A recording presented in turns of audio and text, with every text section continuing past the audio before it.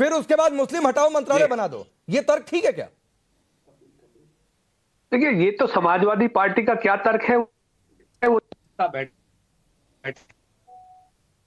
सवाल आकर ये है कि जिस तरीके से तो निशाना बनाओ, मंत्रालय बनाओ, ये मुझे लगता है कि ये ज्यादा मुनासिब है, क्योंकि अकेले बुलडोजर की, अकेले बिजली की या अकेले एक व्यवस्था की बात नहीं है।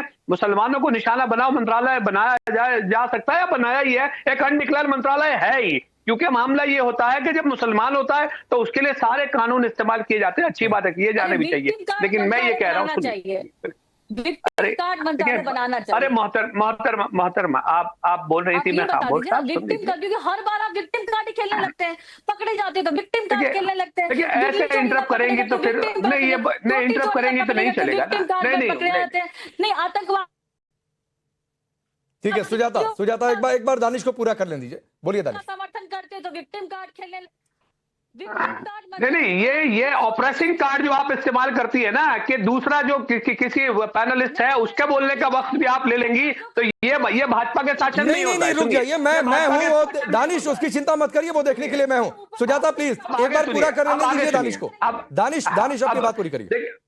मैं किसी के भी, हाँ, तो अब सवाल आके यहाँ ये खड़ा है कि मैं ये कह रहा हूं कि अगर इसी की बात की जाए, विक्टिम कार्ड की बात की जाए या आरोप और प्रत्यारोप की बात की जा रहे, तो मैं ये कह रहा हूं कि वहां के पूर्व मुख्यमंत्री, समाजवादी के मुखिया ये कह चुके कि विधानसभा के कब वो कहां है, नक्शा पास है।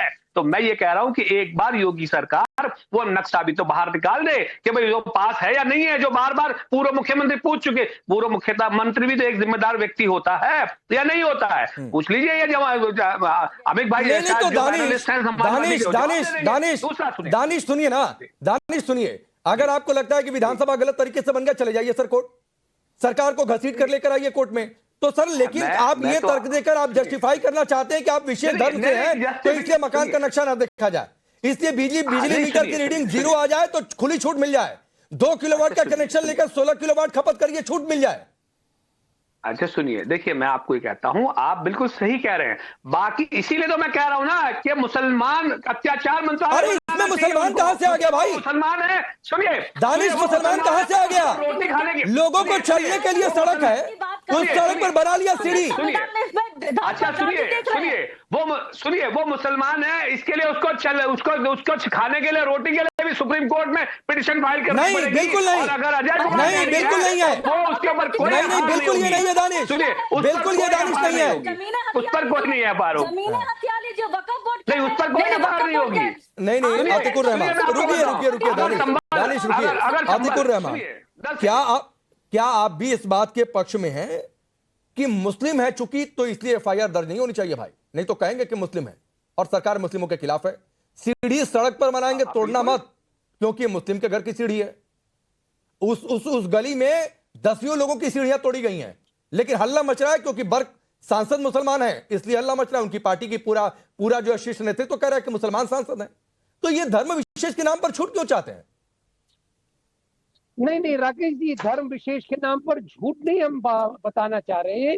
हम ये बताना चाह रहे हैं कि ये बर्क साहब के खिलाफ जितने भी इल्जामात हैं, मैं कम से कम इतनी गारंटी आपको दे सकता हूं कि ये स्टेट लेजिस्लेचर में या पार्लियामेंट में खड़े होके फूट के रो के दुहाई नहीं मांगेंगे कि भाई मेरे साथ अन्याय हो रहा है, जिस तरह से योगी मेंबर ऑफ पार्लियामेंट जब थे तो मांगा करते थे। दूसरी बात, शलभ मणि त्रिपाठी अगर चाहे तो सिर्फ 6 केसेस बता दें जिसमें खुद योगी जो लिप्त थे अपने केसेस में, क्रिमिनल ऑफेंसेस के चार्जेस इनके खिलाफ थे, और चीफ मिनिस्टर बनने के बाद में अपने ही खिलाफ चार्जेस इन्होंने रद्द किए। 6 केसेस मुझे हम बता दीजिए, जनता जानने की कोशिश करेगी।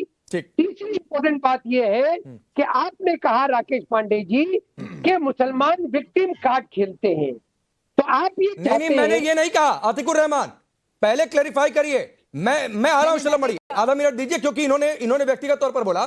मैंने ये नहीं कहा कि मुसलमान विक्टिम कार्ड खेलते हैं, तो सर मिसकोट मत किया करिए।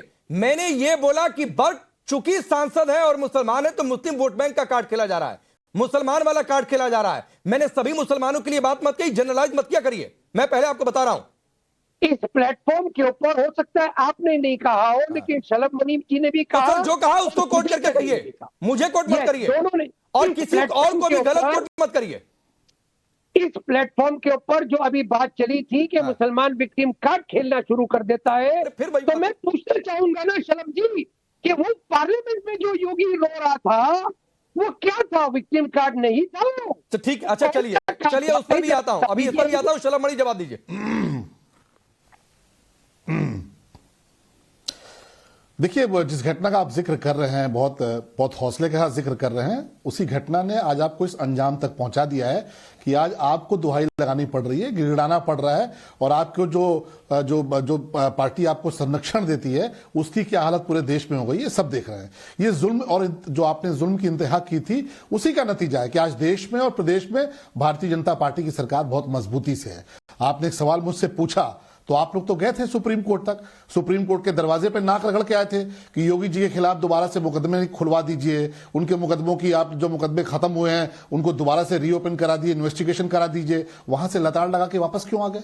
देश की सुप्रीम कोर्ट ने आपको भगा दिया और ये कहते हुए भगा दिया कि ये पॉलिटिकल मुकदमे थे, ये सारे मुकदमे केवल एक मेंबर ऑफ पार्लियामेंट को परेशान करने के लिए दर्ज किए गए थे। तो वहां तो आप कुछ कह नहीं पाए सुप्रीम कोर्ट के दरवाजे पर। इस टीवी डिबेट में जरूर आप झूठ फैलाने का प्रयास करते हैं कि मुकदमे वापस लिए गए। जो भी मुकदमे थे वो सारे मुकदमे समाजवादी पार्टी की सरकार ने लगाए थे और ऑनरेबल सुप्रीम कोर्ट के दरवाजे पे आप सब जाके नाक रगड़ के आ गए। सुप्रीम कोर्ट ने आपको भगा दिया। और आप कौन से विक्टिम हैं, आप कितने शरीफ हैं, आप कितने सज्जन हैं, आप कितना रूल ऑफ लॉ को मानने वाले हैं, ये देश उस बात से भी जानता है कि आप कहते हो कि 15 मिनट के लिए पुलिस हटा दो और 15 मिनट के लिए सेना हटा दो, फिर देखो इस देश में हम क्या करते हैं।